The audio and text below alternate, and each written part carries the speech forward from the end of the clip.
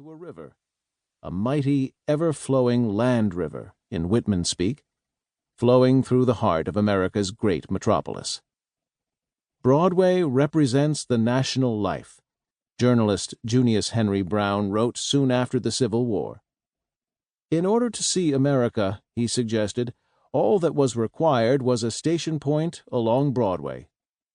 Take your stand there, Brown advised, and Maine and Louisiana, the Carolinas and California, Boston and Chicago pass before you.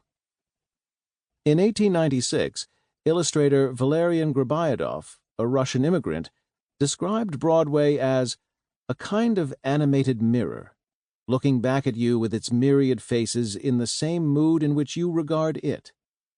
By the end of the 19th century, Broadway's mirror had reflected, along with millions of merchants, bankers, politicians, pickpockets, preachers, and prostitutes, the faces of George and Martha Washington, Abraham and Mary Todd Lincoln, Alexander and Elizabeth Hamilton, Lafayette, John Jacob Astor, Edgar Allan Poe, P.T. Barnum, John James Audubon, Ralph Waldo Emerson, Margaret Fuller, Lydia Maria Child, Henry James, Emma Goldman, Stephen Crane, and even, supposedly but not quite, the exiled Louis-Philippe I, King of the French. During the 20th century, Broadway became a state of mind as much as a street, a ribbon of light that song and dance man George M. Cohan celebrated as the most American of American places. And yet, Broadway has always had a pronounced dark side, and the dark side grew proportionally with the street until the Great White Way became emblematic of a certain social carelessness, even dissolution, a street of broken dreams, beset by crime, loneliness, and urban decay.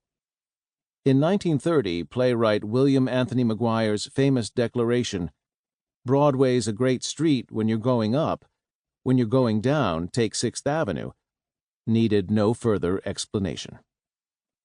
More recently, Broadway has been spruced up and lined with pricey cafes, family-friendly theaters, and festive pedestrian plazas. Most people experience Broadway in fragments: a shopping trip to Herald Square, a cup of coffee near Union Square 6 months later, a stroll down the West Side the following year, a hike up the stairs from Broadway to Fort Tryon Park 5 years after that. But those who walk its entire length in one day-long jaunt, from Bowling Green all the way up to Marble Hill, are often surprised to find that Broadway is the one thread that keeps the city stitched together in time and space. This story, a south-to-north journey up one famous street, follows that thread back into America's deep memory. Mile 1. Bowling Green to City Hall Park. Chapter 1. Soaring Things. It happened for the first time, not on Broadway, but on Wall Street.